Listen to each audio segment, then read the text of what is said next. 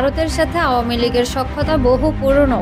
৭১-এর মহান মুক্তিযুদ্ধ থেকে শুরু করে এ পর্যন্ত শেখ হাসিনা বা শেখ পরিবারের সাথে ভারতের সম্পর্ক অনেক গভীর। এর কারণও আছে। ৭১-এর মুক্তিযুদ্ধের পর থেকে বাংলাদেশকে পরোক্ষভাবে তাদের স্বাধীনতা এবং সার্বভৌমত্বের উপর নানাভাবে নিজেদের ক্ষমতাকে জাহির করে রেখেছে প্রতিবেশী ক্ষমতাধর এই রাষ্ট্রটি। শেখ হাসিনার মতো একটি পুতুল সরকার বসিয়ে এতদিন ভারতে বাংলাদেশের ক্ষমতার উপর ছুরি ঘুরিয়েছে। বাংলাদেশের মতো একটি বাজার হঠাৎ হাতছাড়া হওয়ায় এখন মাথা খারাপের মতো অবস্থা মোদি প্রশাসনের। তারা শেখ হাসিনাকে আশ্রয় দেওয়ার মধ্য দিয়ে বাংলাদেশে একটি অস্থিতিশীল পরিবেশ জিয়ে রেখেছে। ভারত অবশ্য অনেকবারই বলেছে শেখ হাসিনার বিকল্প নেই এবং তারা বর্তমানে অন্তর্বর্তীকালীন সরকারকে ব্যর্থ প্রমাণ করার চেষ্টা করছে। কিন্তু স্মরণকালের ইতিহাসে বাংলাদেশের জনগণ ভারত বয়কট আন্দোলন এত তীব্রভাবে কখনো অনুভব করেনি। এ মুহূর্তে বাংলাদেশের স্লোগান যে যত ভারত বিরোধী সে তত দেশপ্রেমী।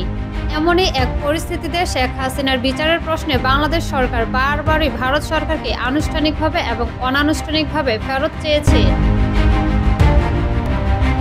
কিন্তু ভারত সরকার শেখ হাসিনাকে ফেরত না দিয়ে এটিকে নিয়ে রাজনীতি করার চক্রান্তে নেমেছে। তারা ঘোলা পানিতে মাছ শিকার করতে চাইছে।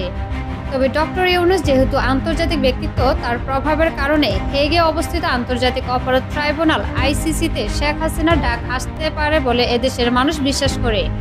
যদি তেমনটি হয় তখন হাসিনার প্রভু রাষ্ট্র ভারত হাসিনাকে ফেরত না দিয়ে বিকল্প পথ আছে কিনা তা চিন্তা করতে বসে যাবে, যা কিনা সময় বলে দিবে।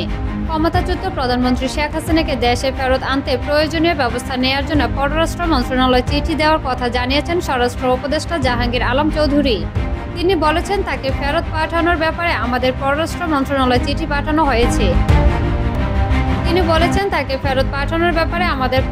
মন্ত্রণালয় চিঠি পাঠানো হয়েছে। বিষয়টি প্রক্রিয়াধীন।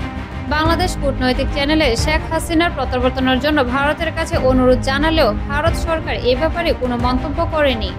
আন্তর্জাতিক প্রথাগত আইনের অভিযুক্তকে হয় প্রত্যর্পণ নয়তো বিচার নীতির আওতায় গুরুতর আন্তর্জাতিক অপরাধ যেমন গণহত্যা, যুদ্ধাপরাধ, মানবতা বিরোধী অপরাধ, গুম বা নির্যাতনের অভিযোগে অভিযুক্ত ব্যক্তিকে প্রত্যর্পণ বা বিচার করা যে কোনো রাষ্ট্রের দায়িত্ব।